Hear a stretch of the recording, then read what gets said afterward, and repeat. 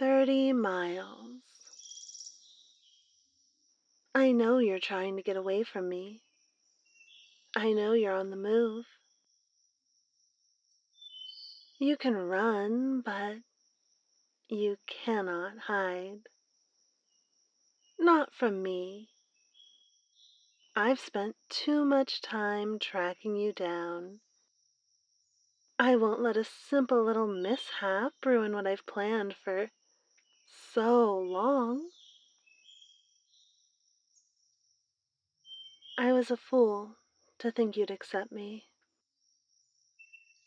I was a fool to think anyone could love me in the same way I love them.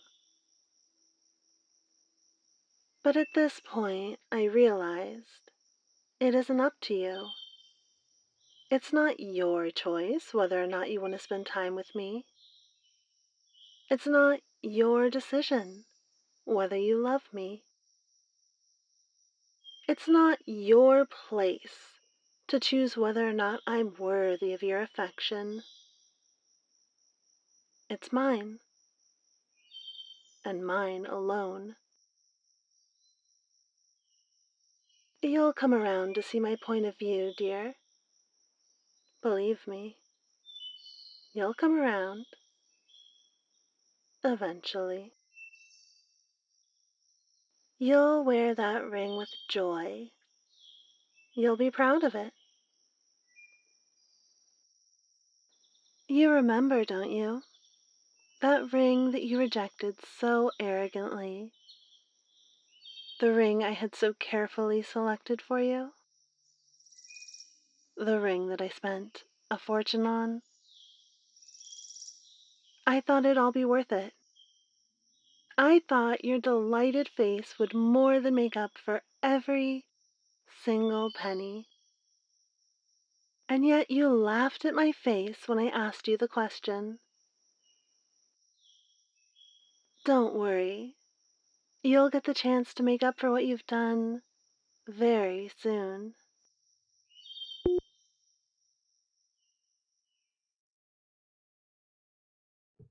Mm.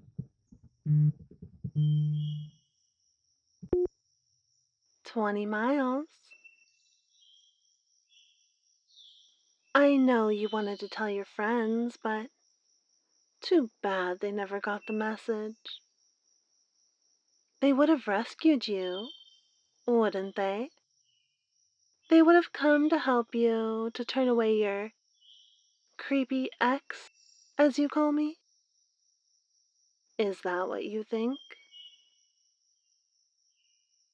It's really too bad that by the time their phones chimed, they were long gone. I never really liked them in the first place. Not when we met, not after you broke my heart into a million pieces. I don't think it's cruel to admit this. After all, it went both ways. I still remember the look on your best friend's face when I first approached you. Like I was disgusting, sickening, hideous, even. Nothing but a piece of used chewing gum under your heel. I guess that's what I get for falling in love with one of the popular kids. I should have known my place. Should have stayed with my group of nerds and losers. How childish your friends were. Even after high school ended, they never stopped thinking like that. They never managed to outgrow the belief that they were somehow better than others. Better than me. I can tell it was them who eventually drove a wedge between us. Whispered into your ear like a little devil on your shoulder. Ruined what we had. But now those voices are gone. They can't feed you their lies anymore. It's nothing but the truth from here.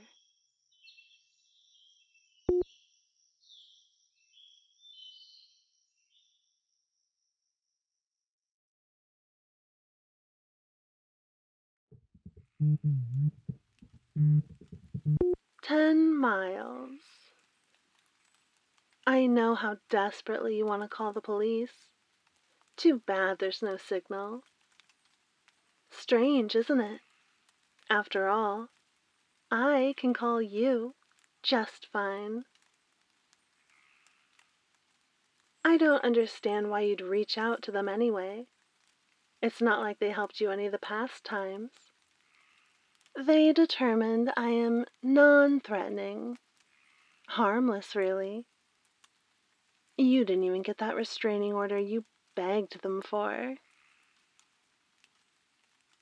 I may be blinded by love, but I can see how much you've tried to push me away.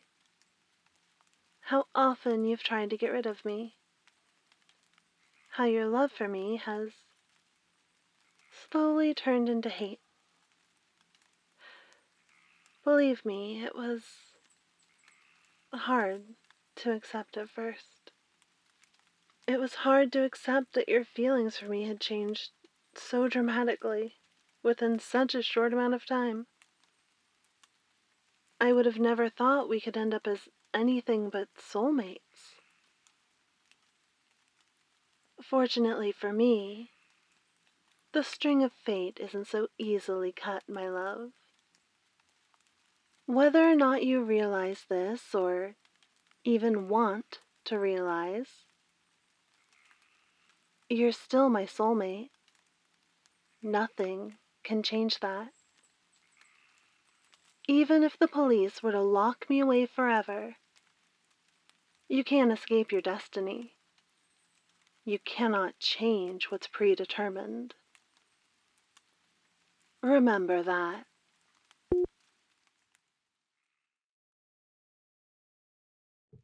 Mhm. 5 miles.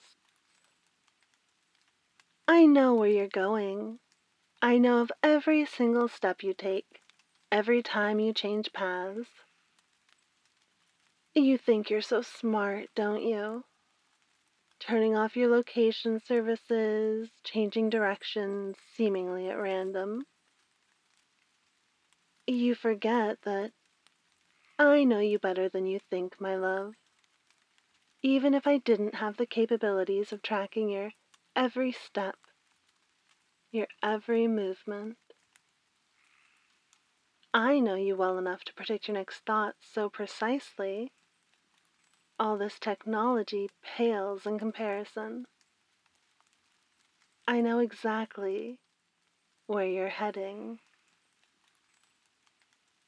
It's that little cabin in the woods, isn't it?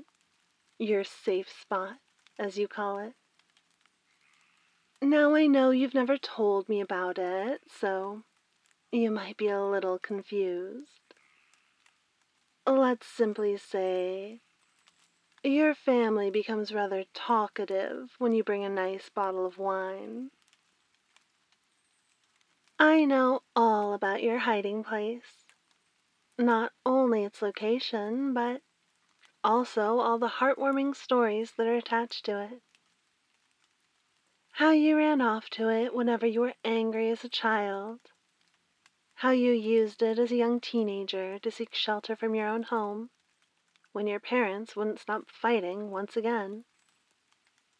How you begged your father not to sell the cabin when the rest of your childhood home was put on sale. And how you still go there on occasion, whenever you feel the need for some safety, some security. The warmth of the fireplace and the hug of the same old blankets that kept you warm as a child. Only those last parts, I didn't hear from your family. I saw it with my own two eyes. You never knew, did you, that I followed you there time and time again? I took great care not to be noticed by you after all. I made sure to hide in the bushes away from all the lights, stayed outside all night long in the freezing cold. All that just to make sure you're safe.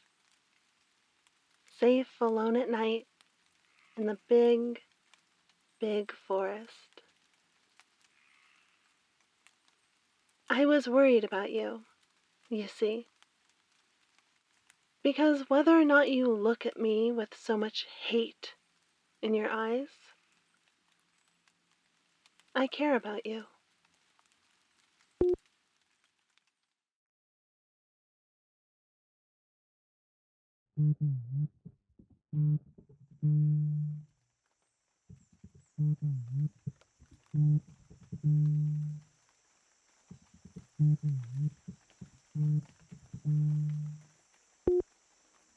One mile. I know your biggest fear, dearest. I know everything about you. I know how much you used to love reading about all those crimes. Murder, kidnapping, severed body parts. You've always had this weird fascination with it. You almost religiously studied those interrogation videos. Those self-proclaimed experts analyzing every last twitch of an eye. You used to love the morbid and macabre, the clinically insane. You used to go on and on about the psychology of a murderer, about what makes a serial killer tick. You used to. It's not so fun anymore when everyone calls your partner a psycho, now is it? When your friends warn you that someday you'll end up dead in a ditch at the side of the road, clothes torn, hair ripped from your scalp, and your face mangled beyond recognition. You used to love those crime shows, but so did I. I took in every second of them just as much as you did, and I memorized every little trick they had to offer. I know your biggest fear, my dearest. I know it's me. But what I want to know now is how loudly Can can you you scream? scream? Hello, darling. So good to see you again.